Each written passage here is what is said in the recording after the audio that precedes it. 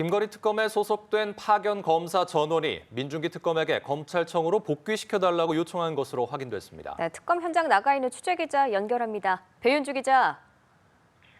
네, 김건희 특검 파견검사 40명 전원은 오늘 오전 민중기 특별검사에게 원대 복귀를 요청하는 내용을 담은 성명서를 제출했습니다. 파견검사들은 검찰청 폐지와 검찰의 직접 수사기능 폐지를 골자로 하는 정보조직법 개정에 대한 회의와 비판을 성명서에 담았는데요. 파견 기간 동안 사명감을 갖고 실체적 진실을 발견하고 사회적 갈등을 해소하겠다는 일념으로 불철주야 노력했지만 혼란스러운 상황이라고 밝혔습니다.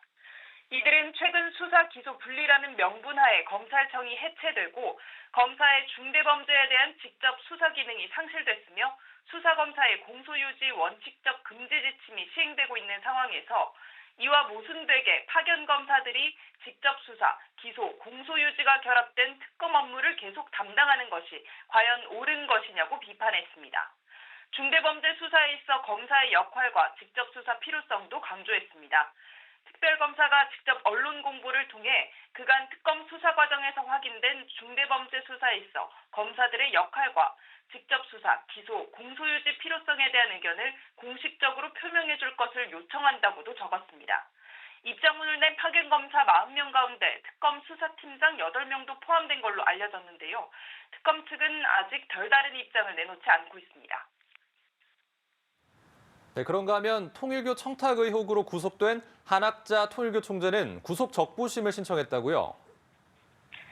네, 지난 23일 구속된 한학자 통일교 총재 측이 어제 구속이 적법한지 다시 판단해달라며 구속 적부심을 법원에 청구했습니다.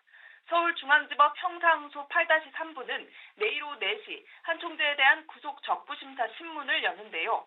구속 적부심사는 수사 단계에서 피의자에 대한 구속이 적법했는지, 구속을 계속할 필요성이 있는지를 법원이 심사해 판단하는 절차입니다.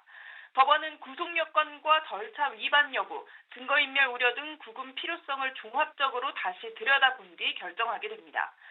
재판부가 석방 결정을 하면 구속영장 자체의 효력이 상실되는데요. 한 총재 측은 특검이 범죄 혐의에 대한 소명이 부족했고 앞서 강제 수사가 이뤄져 증거인멸이나 도망의 염려가 없으며 건강 문제 등으로 구속 생활을 계속할 수 없다는 주장을 펼칠 걸로 보입니다. 반면 특검팀은 한 총재가 수사에 비협조적이었던 점과 증거가 충분한데도 혐의를 부인하고 있는 점을 들어 증거인멸 가능성을 내세우며 구속 필요성을 강조할 전망입니다.